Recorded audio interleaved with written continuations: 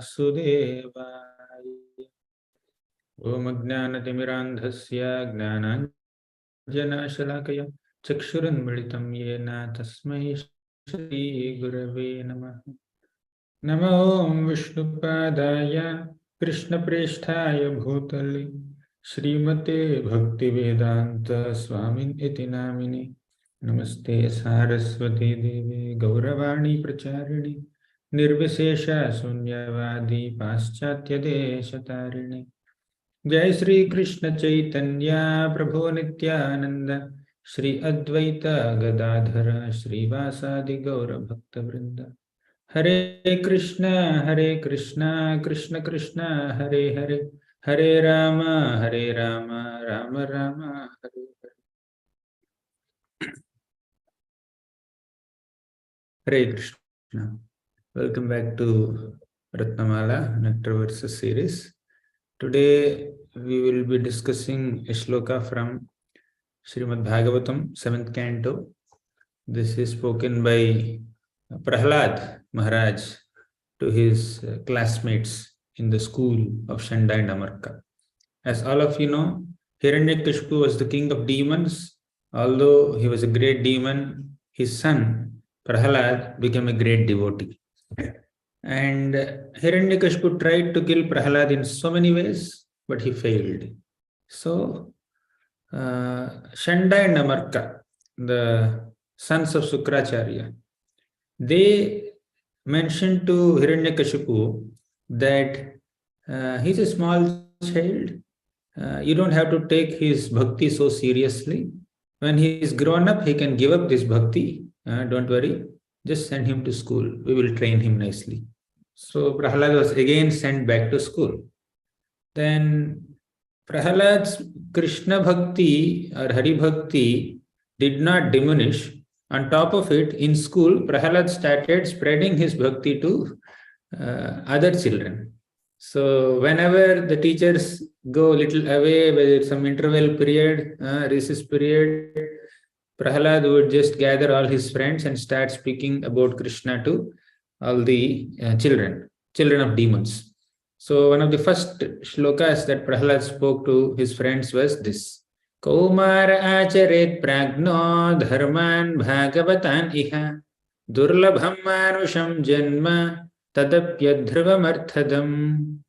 Kaumara acharet pragno dharman bhagavatan iha durlabham manusham janma tadapyadhrvamarthadam. Okay, let's recite first line. Kaumara acharet pragno. Yes, Vishnu Priya Matadi. Okay, Naimusha, first line. Kaumara acharet pragno. Kaumara acharet pragno, Kaumara acharet pragno, Kaumara acharet pragno, Kaumara acharet pragno. Hare Krishna Prabhuji, Dandavat Pranam. Dharman Bhagavatan iha. Dharman Bhagavatan iha, Dharman Bhagavatan iha, Dharman Bhagavatan iha, Dharman Bhagavatan iha. Okay, next line. Durlabham manusham janma. Durlabham manusham janma, Durlabham manusham janma, Durlabham manusham janma. Okay, next last line. Tadapyadhrvamarthadam. Tad api adhurvam arthadam, tad api adhurvam arthadam, tad api adhurvam arthadam, tad api adhurvam arthadam. Thank you, Prabhuji. Hare Krishna. Dandavat Pranam. Shloka. Kartik. Hare Krishna Prabhuji, Dandavat Pranam. Kaumara acharet pragno, Dharman Bhagavatan iha, Durlabham manusham janma tadapyadhrvam arthadam. Next. Prabhu, can I repeat after you? Kaumara acharet pragno. Kaumara acharet pragno, Dharman Bhagavatan iha. Dharman Bhagavatan iha, Durlabham manusham janma. Durlabham manusham janma Tadapyadhrvamarthadam. tadapya Tadapi adhruvam arthadam. Thadam. Tadapi adhruvam artadam. Hare Krishna. Thank you. Next. Hare Krishna प्रभु जी कौमारमाचरेत् प्रज्ञो धर्मान् भागवतानामिह दुर्लभं मानुषं जन्म तदप्यद्रमर्थदम् thank you प्रभु जी Hare Krishna Thank you. Next. Hare Krishna प्रभु जी कौमार आचरे प्राज्ञो धर्मान् भागवतानिह दुर्लभं मानुषं जन्म तदप्यध्रुवमर्थदम् थैंक यू प्रभु जी Next, Priyansh. Okay. Okay, Sri Rangam. Yes, Mataji. Hare Krishna प्रभु जी कौमाराचरेत् प्राज्ञो धर्मान् भागवतानिह दुर्लभं मानुषं जन्म तदप्य ध्रुवमर्थदम् थैंक यू प्रभु जी Next. प्रणाम कौमार आचरेत् प्रज्ञो धर्मान् भागवतान् इह दुर्लभं मानुषं जन्म तदप्य ध्रुवम् अर्थदम् प्रणाम थैंक यू कौमाराचरेत् प्राज्ञो धर्मान् भागवतानिह दुर्लभं मानुषं जन्म तदप्यध्रुवमर्थदम् हरे कृष्ण प्रभु जी कौमाराचरते प्राज्ञो धर्मान् भागवतानिह दुर्लभं मानुषं जन्म तदपि अध्रुवम् अर्थदम् धन्यवाद प्रणाम हरे कृष्ण प्रभु जी कौमाराचरेत् प्राज्ञो धर्मान् भागवतानिह दुर्लभं मानुषं जन्म तदप्य अध्रुवम् अर्थदम् हरे कृष्ण प्रभु जी धन्यवाद प्रणाम Thank you, Priyansh. Next, Radha. Can I repeat after you Kaumara acharet pragno कौमार आचरे प्राज्ञो dharman bhagavatan iha धर्मान् भागवतानिह durlabham manusham janma दुर्लभं मानुषं जन्म tadapya dhruvamarthadam. तदपि अध्रुवम् अर्थदम् So this shloka describes the importance of practicing bhakti right from a young age.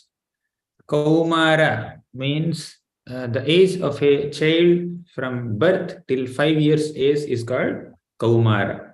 From 5 to 10, that is called Pauganda age. From 10 to 15, it is called Kaishora age. Beyond 15, it is Yavana.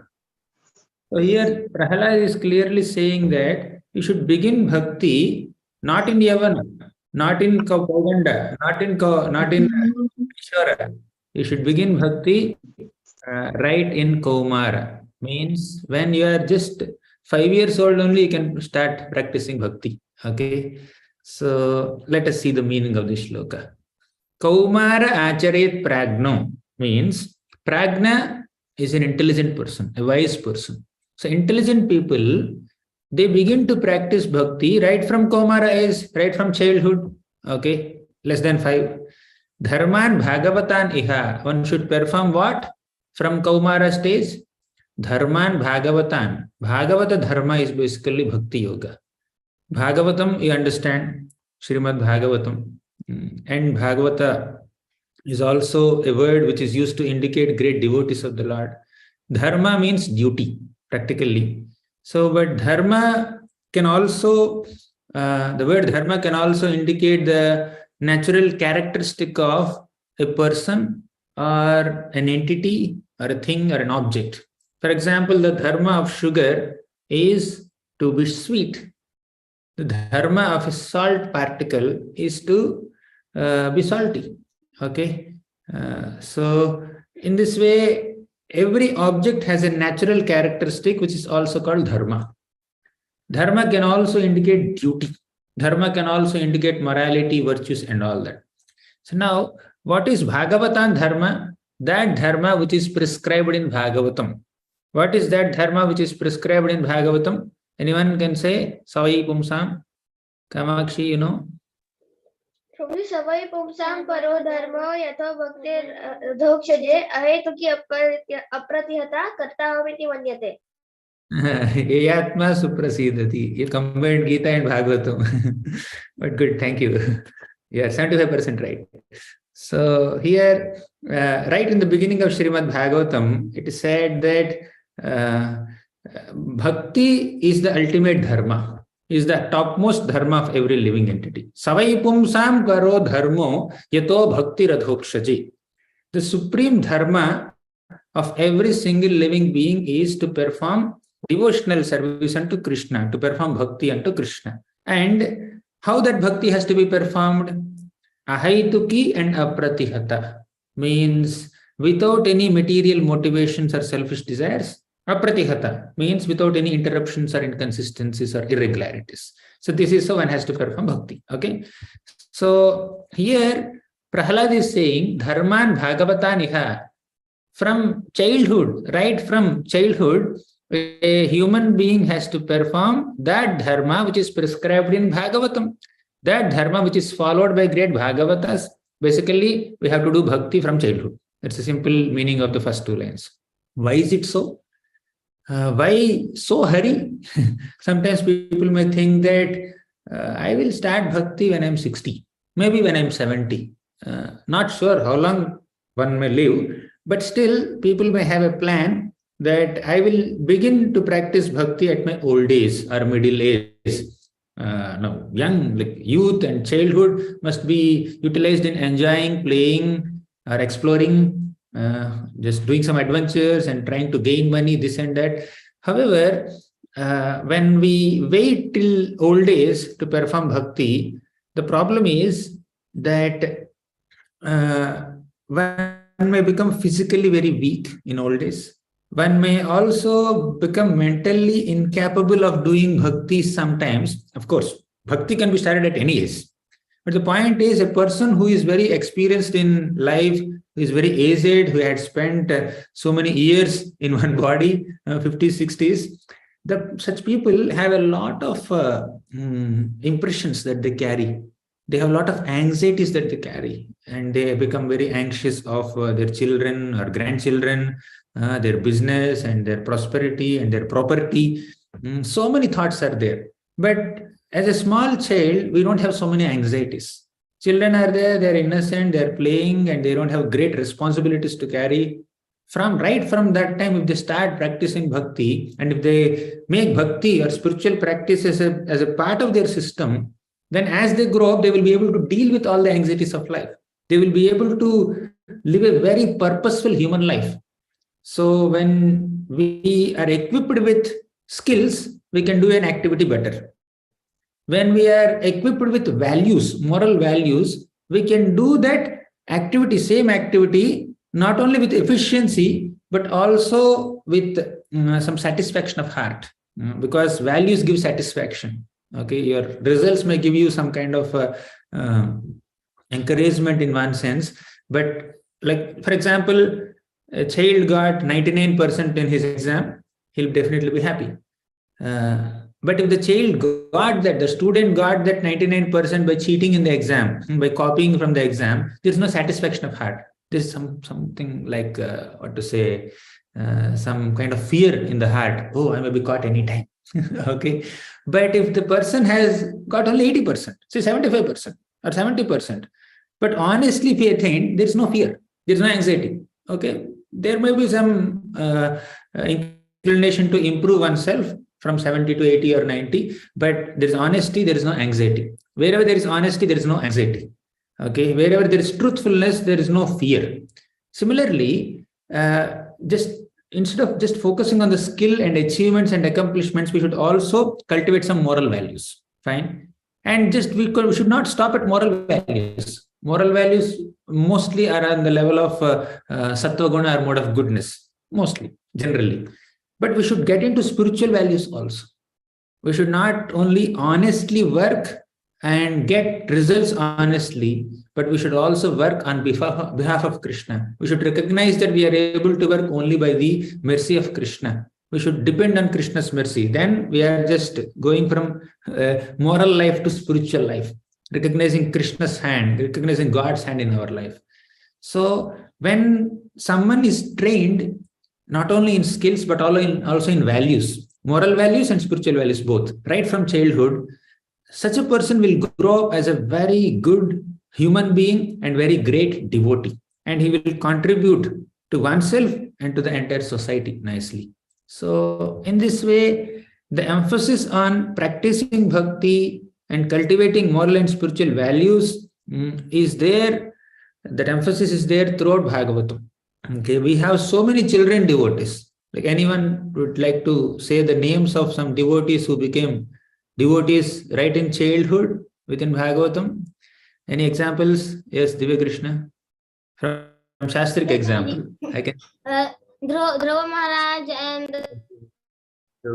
Next, one more example. Narad Muni's previous life. Narad Muni's previous life. Any other example? Any other example that others? Yes, Krishiva. Parikshit. Parikshit. He saw the Lord within his mother's womb only. Okay. Any other example? Parikshit is done. Anyone else? I can't see any hands. Okay. Yes, Mataji. Rajeshwari Mataji. Narad Muni is past life. Yes, yes. Karthik said that. So Narad Muni, Dhruva Maharaj, then Parikshit, and also we have the example of Uddhava. Uddhava, when he was a small child, you know what he would do? He would play with dolls of Krishna. He would make some offerings to Krishna. He would offer, bhoga and flowers and fruits to Krishna, and then his mother would call him for breakfast. Okay, Uddhava, come here, take breakfast. It's breakfast time, but Uddhava wouldn't come. He's so absorbed in his worship. Okay, and now we are discussing about Prahlad Maharaj, another child. And Prabhupada writes in his own purports that when Prabhupada was a child, a small boy, then he used to worship the Lord. There is some Radha Govind temple right close to Prabhupada's home, and he would go there, take darshan of the Lord, and then offer worship, and along with his little sister, Prabhupada would just worship the Lord in his own way. And when he was a small child, once he became so fascinated by this Ratha Yatra, he wanted to conduct Ratha Yatra as a child. So then his father took him to the market, and the cart was so expensive.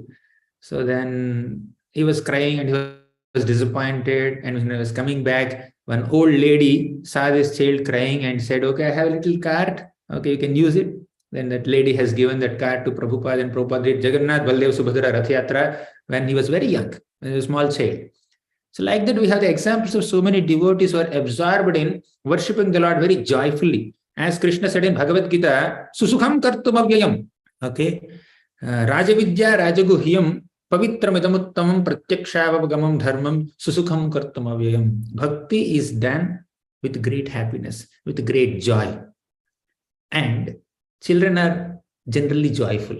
Okay. They are very happy. They have no anxieties, they have no issues, they have no great responsibilities and troubleshooting, firefighting, all that they don't have. They're very happy. So when they are very happy, let them happily perform bhakti. We should encourage them, we should not force them.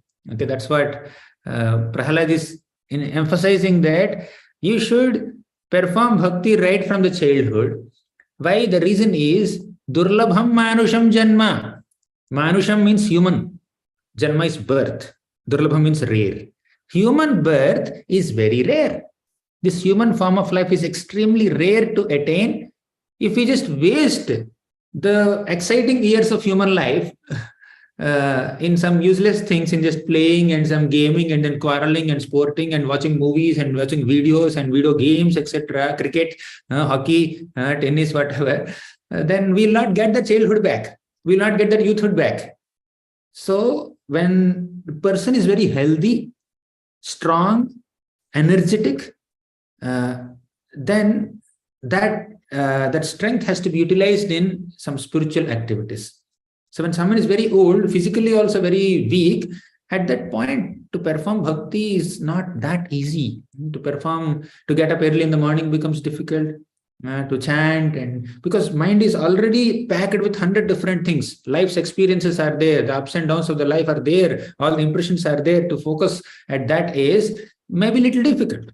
Of course, we can start bhakti at any point, at any moment of entire life, and anyone can become a great devotee even if the person starts late. Better late than never. So all that is acknowledged.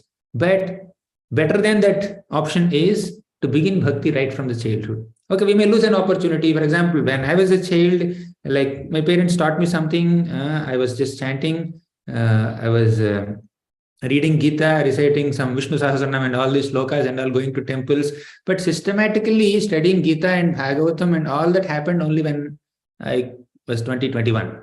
I read Prabhupada's purport. Before that, I didn't know much. But now when I see so many children in classes, they are also, they are knowing so much of Srimad Bhagavatam and Bhagavad Gita when they were in Kaumara age or Pauganda age. So 5-year-old, 10-year-old kids also, they know a lot. But when I was a kid, I didn't know much.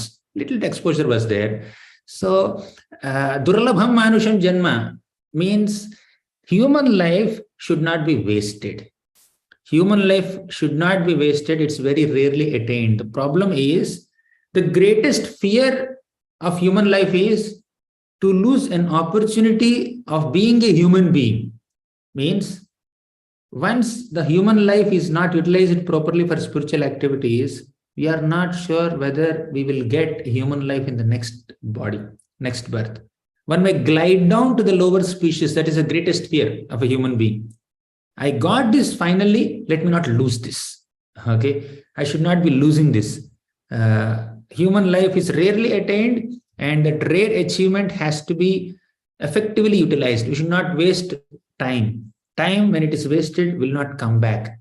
That does not mean we become so passionate and so restless in working. We should be yuktahara viharasya yukta cheshtasya karmasu. Krishna also said that we should be regulated in our sleeping habits, eating habits, working habits, and recreation habits. So the regulation is there. However, in that regulated lifestyle, we should be able to attain some goals, especially the ultimate goal of performing bhakti unto Krishna. And we should not be wasting time for useless things and unnecessary things. Here, because it's very rarely attained. Tadapi adhruvam arthadam. Although this is also adhruvam, temporary, even human life is also temporary. You rarely attain human life, but you cannot forever live in a human body. Maximum 100 years, especially in Kali Yuga. In the previous yugas, it may be a little more, but point is, human life also is very limited. It doesn't have so many number of years. When you have only 3 hours to write an exam, the final exam is just conducted for 3 hours or 2 hours. You have 10 questions to attempt. So you'll have to distribute your time. You have exam time is limited and number of questions to be written are also a lot. You can't just waste time. Okay, 3 hours exam is there. 1 hour I will sleep. 1 hour I'll just think little bit here and there. Last 1 hour I'll write. It doesn't work like that, right? You have when you are given a question paper in the exam, when will you start writing the exam? As soon as you receive the question paper.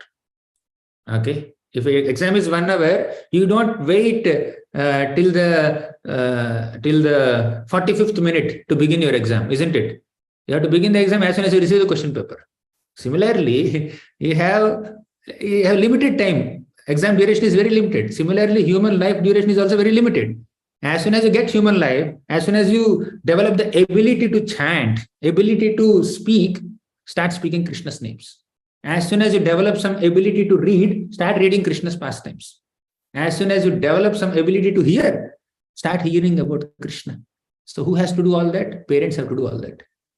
The children have developed the ability to hear and recognize words. Okay, then immediately start saying Krishna, Krishna, Madhava, Govinda, Madhusudana, Ram, Trivikrama. So then as soon as they develop some ability to speak out, you start making them speak Krishna, Ram, like that. As soon as they develop the ability to read something, okay, give them Krishna book. Want to see, recognize, okay, this is Krishna. These are the pastimes of Krishna. These are the qualities of Krishna. And these are other characters in Krishna's pastime. This is Yashoda Mata, this is Nanda Maharaj, this is Radharani. So like that, when you equip children with devotional vibrations, with spiritual knowledge, with spiritual wisdom, then we are basically facilitating the success of their human life, the purpose of their human life. Adhruvam, arthadam. Although it is adhruvam, very temporary nature. Human life is also temporary, but it is arthadam. Means very effective, very purposeful. It is meaningful life. So a dog cannot read Bhagavatam. A cat cannot do arti. Okay, and a bird cannot come and do dressing seva. Of course, there are some birds who can do that. There are some special special personalities even in non-human species also. They became very powerful devotees. Like we have examples of Jatayu, Hanumanji, Sampati, then Jambavan, then Garuda. There are great personalities, great devotees amongst non-human species also, but we are talking about human life. So even Prahalad goes on to give some breakup of how human life is utilized. 100 years human life, 50 years will go in sleeping only. Okay, half the day will sleep, right? Or maybe almost half the day. Then 10 years in childhood, just sports and games and all that, not much to do. 10, 20 years will go in youth and all that, exploring. Because when someone is very young, they are open-minded and they have great zeal to explore and learn things. They're quick learners. Children can learn pastimes and stories and slokas faster than older people, right? I think you must be noticing it already. And also, they may not be understanding so much deeply because they don't have so much experience, but they can grasp things faster. Okay, so when that phase of their life is not utilized to give them spiritual vibrations, then what happens is once they are grown up, they're equipped with already so many distractions and non-devotional vibrations, it becomes very difficult to inculcate spiritual values in them. So, Kaumara Acharit Pragna. So let us try to inculcate spiritual values and spiritual habits in people right from the beginning of life. Okay. So with this, we'll conclude. It's 7:59. Thank you. Granthara Srimad Bhagavatam ki jai, Srila Prabhupada ki jai. Okay, any more recitations? So thank you all the children here. I can see Hasini, Krishiva, Krishna Priya, Chinmayi, Divya Krishna, Kamakshi, Kartik, Naimisha. All children are they regularly learning slokas and Bhagavatam. They are exactly following the instructions of our Prahlad. Kaumar Acharet Pragno Dharman Bhagavataniha. Riyansh. Okay. Thank you. Who will recite now? Yes, Kamakshi, you can recite. Hare Krishna Prabhuji. Kamaro acharet pragna dharman bhagavataniha durlabham manasham janma tadapya dhruvam arthadam. Thank you, Prabhuji. Hasini. Kaumara acharet pragno dharman bhagavataniha durlabham manusham janma tadapya adhruvam artadam. Thank you. Hare Krishna Prabhuji, Dandavat Pranama. Kumara Acharet Pragno Dharman Bhagavataniha Durlabham Manisham Janma Tadapya Dhruvam Artadam. Hare Krishna Prabhuji, Dandavat Pranama. Hare Krishna Prabhuji. Kumara Acharet Pragno Dharman Bhagavataniha Durlabham Manisham Janma Tadapya Dhruvam Artadam. धर्मान भागवतानिहा दुर्लभम मानुषम जन्म तदप्य ध्रुवमर्तदम्. Next.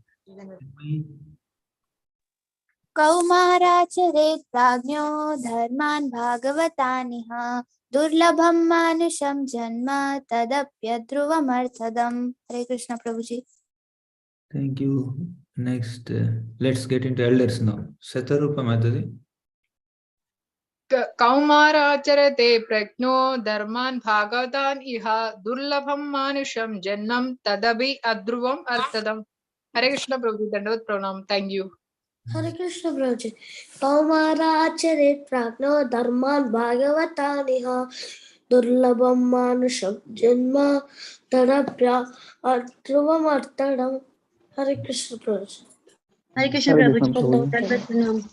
Kaumara acharat pragno dharman bhagavatan iha durlabham manusham janma tad api adhuvam arthadam. Hare Krishna Prabhuji, thank you. Shubha Prasanna. Yes, sir. Kaumara acharet pragyo dharman bhagavatan iha